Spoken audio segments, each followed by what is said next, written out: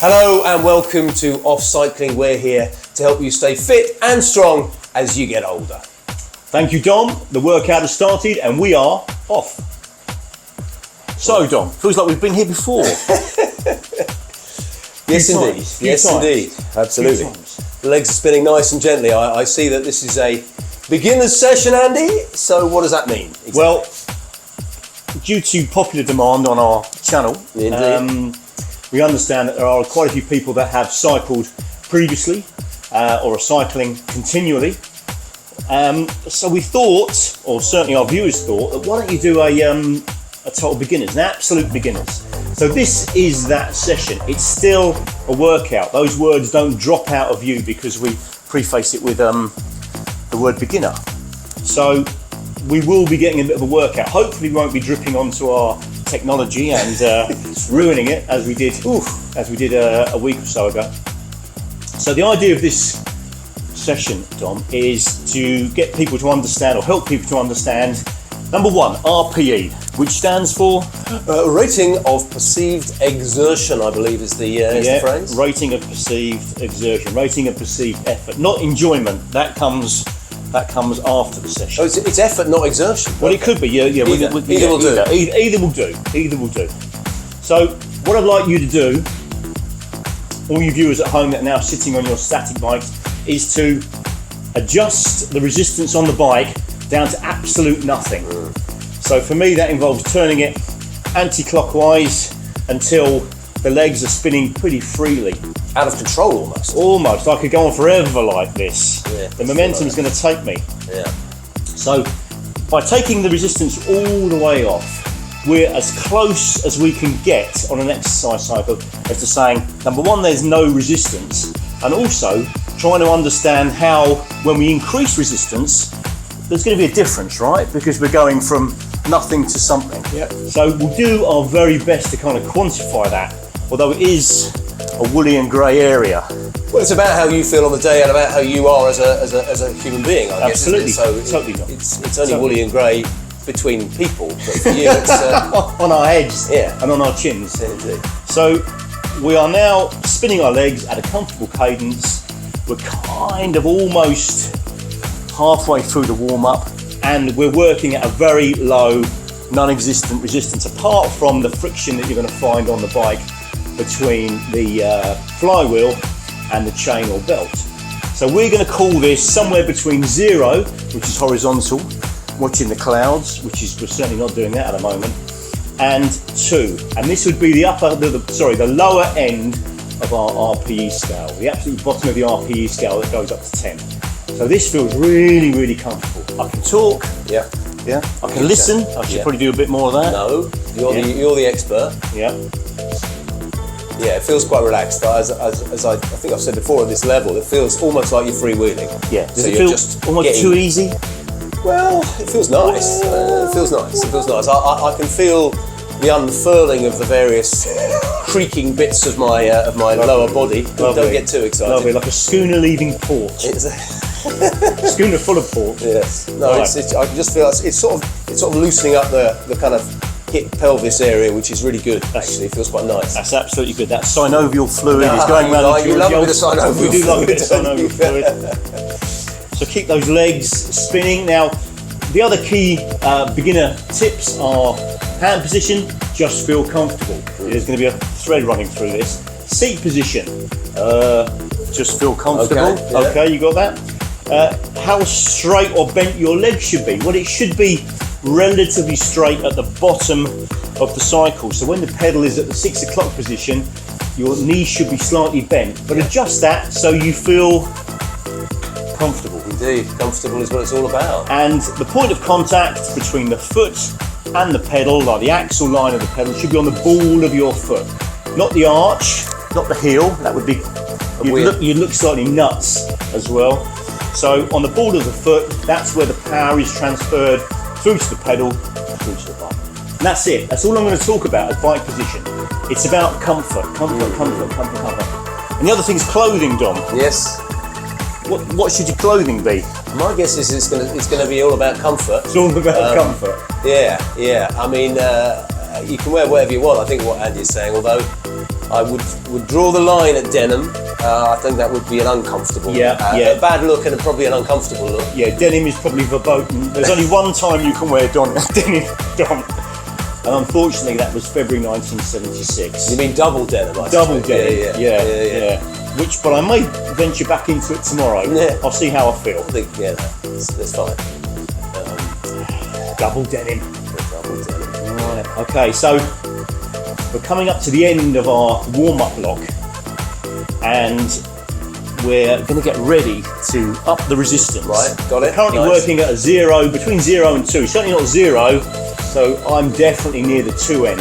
Yes, I am. So I'm going to get ready to adjust the resistance up very slightly to a 3. Again, totally subjective, and it will take a few of these sessions before you really start to understand how the whole thing works, how you work on a bike.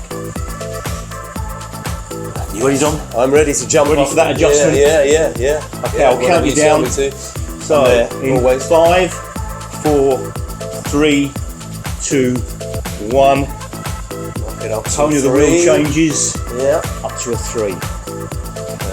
That's up to a 3. Still nice and gentle. Still nice and gentle. Not much going through it. And of course, you won't feel that or the effects of that resistance on your body for sort of 45 seconds to a minute if you've adjusted it. If you've adjusted it in a small enough increment. If you crank that right up very quickly, then that's going to hit you hard. Yeah. So you've done too much. Yeah. So take that back. Yeah. Got it.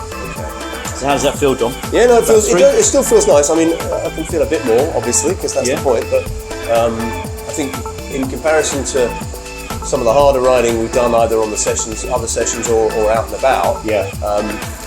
There's no strain going anywhere really. It feels and there shouldn't be. And there shouldn't be. It's nice. And good. the whole key to successful exercise is making it habit forming. Yeah. So if these workouts aren't enjoyable, and there's not some sort of exertion, but it should be mild, then people aren't going to come back. Sure. They're going to get switched off.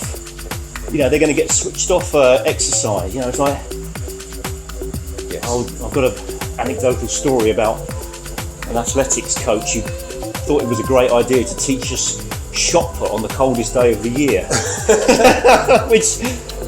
So it's matching the Wow. Shot put. Did the shot puts break on the icy ground? No, I think they actually froze to the kids' necks. So I had to break them off. Nice. Yeah. Snap them off.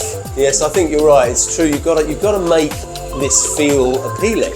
I mean, we all know the benefits most people know the benefits of exercise, but if getting over the barrier to get onto the bike or get out on the road or do whatever is so high, and you don't feel the fun as you're doing it, then as you say, the habit's not going to form, is it?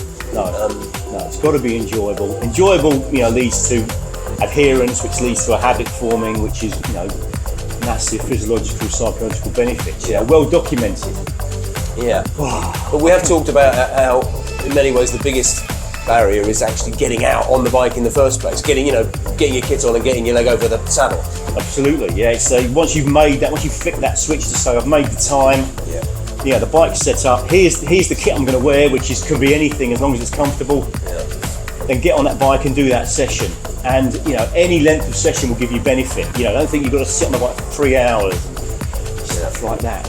20 minutes is great, absolutely great. Yes. Okay, we're approaching the last 20 seconds of this block at level 3, and then we're going to go down to a 2-minute kind of recovery session. Still spinning the legs, but down to a level 2. So the top end of the warm-up. Yeah.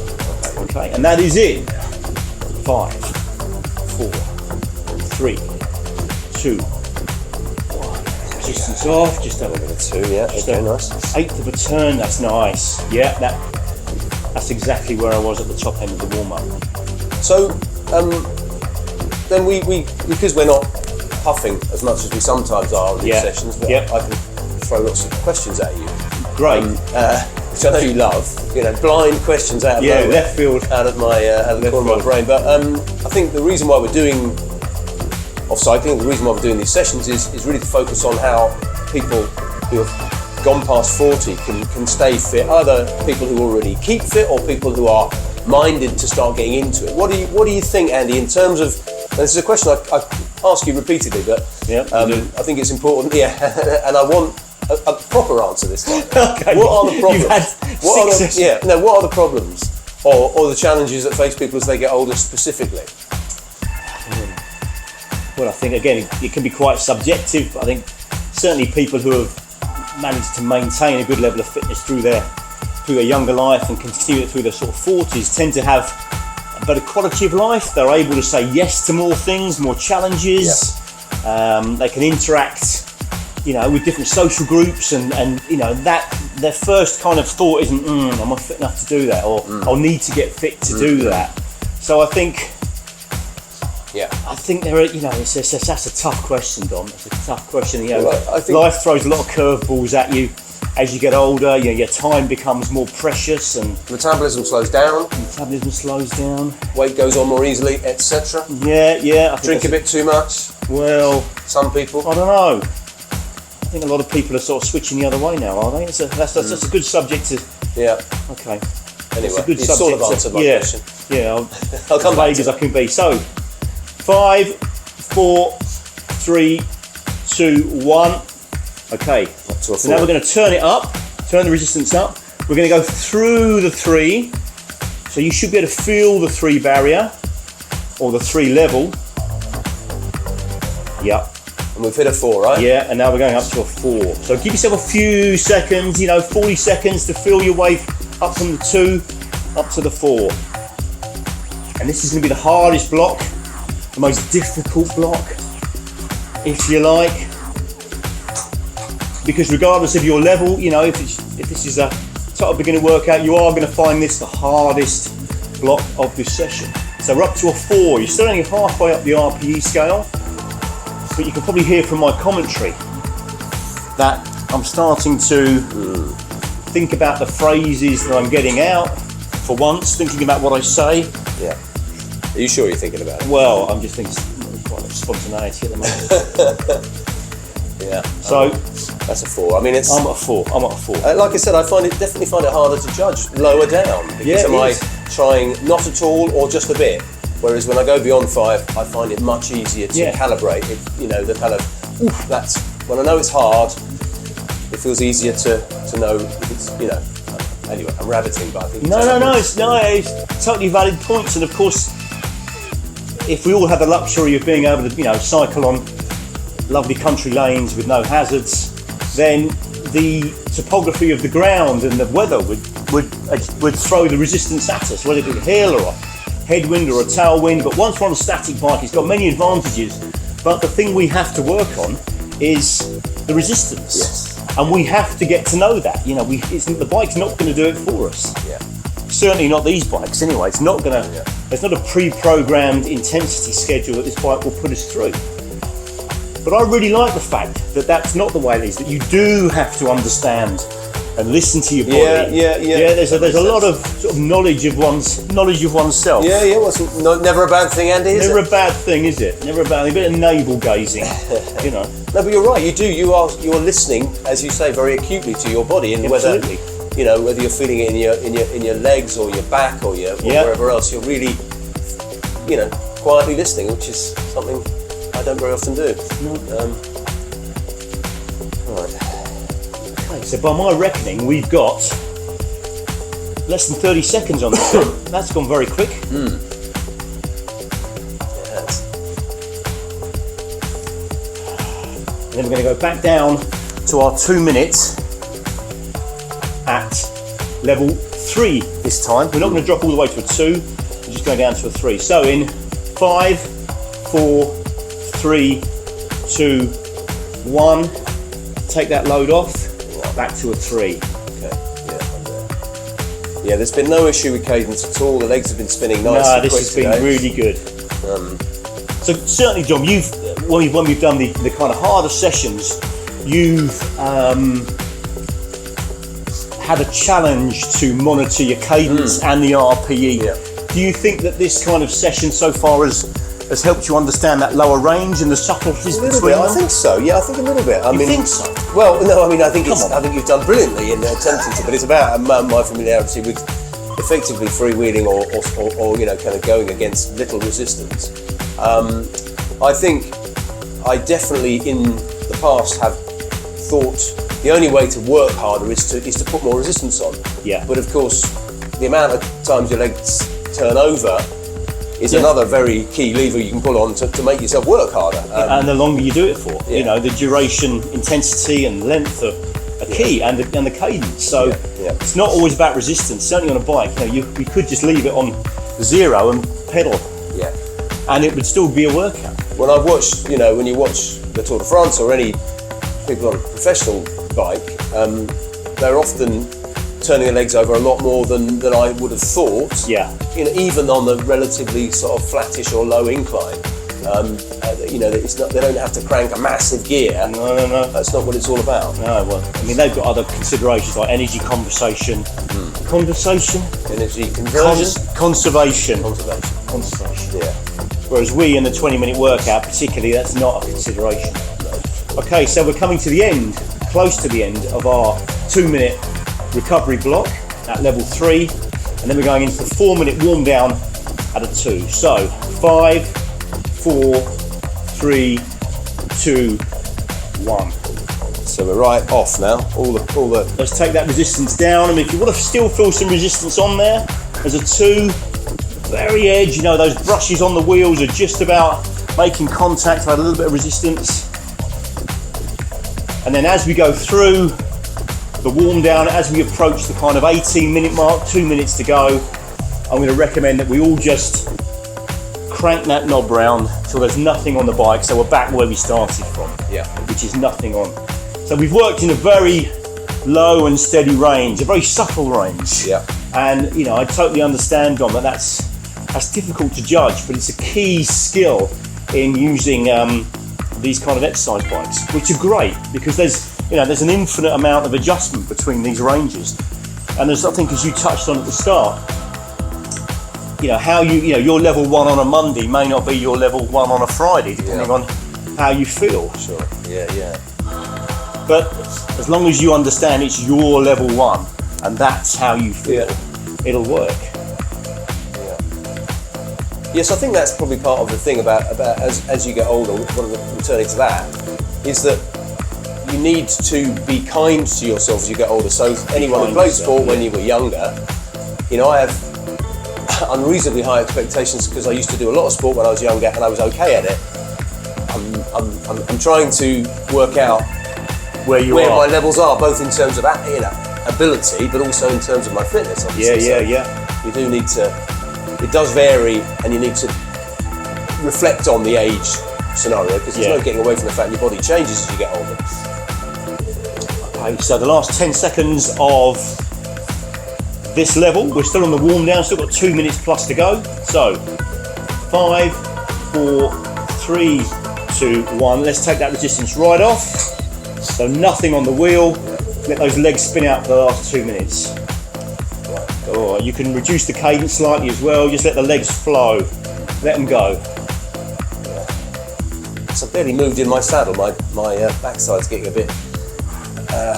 Comfort, comfort, Dom. Blood flow into the buttocks. There we go. Comfort, Dom. Yeah, comfort. Yeah, I know. Just So nothing on that wheel. Nothing on that wheel. So hopefully this has been useful for people who are getting back into cycling or haven't done it before, or getting back into fitness, or are trying to get fit. It's been a nice, really focused and gentle introduction, reintroduction for some, to sitting on a bike and turning your legs over. It's been good. I've enjoyed this. It's something I should probably do more of, or we should do more of. Just that kind of lower end. It's great, especially when you're at that part of the week when you don't want to be challenged too much. This is good, really good. So into the last minute, so keep yourself nice and loose. You can reduce the cadence down slightly. Resistance is well and truly off. And never skip out on the warm up. On the warm down. This is the way of returning the blood to the kind of non-exercising muscles, if you like. The thighs aren't calling for blood as they were certainly in the middle of the session. So we need to help the heart to get that blood back around the body. So this is absolutely key. Warm down is absolutely key. Right, last 10 20 seconds. Anything more to add before we sign out? No, I'm just, well, I'll start talking and I'll start talking too long and I'll run over the timing. So I'm conscious of the fact that I need to keep my words concise. So not much to add. I think I've enjoyed it more than I expected to. There you go, good. Which is probably the right thing to say. Okay, so 5, 4, 3, 2, 1. Well done, viewers. Excellent. If you made it through that session, got a good workout, picked up some of the coaching points, and that's fantastic. Please like, comment, and subscribe, and share with anyone who you think is going to benefit from this. Yeah. So thank you. Thanks very much indeed. Yes, thanks Andy. As ever, expert session there. Beginner's session. We've got plenty of other sessions on the channel. Please do look around and as Andy said, like, subscribe, share, comment, all that stuff. We need to hear what you think about what we're doing. But you've been watching another off cycling workout. Thanks very much indeed for now. See you later.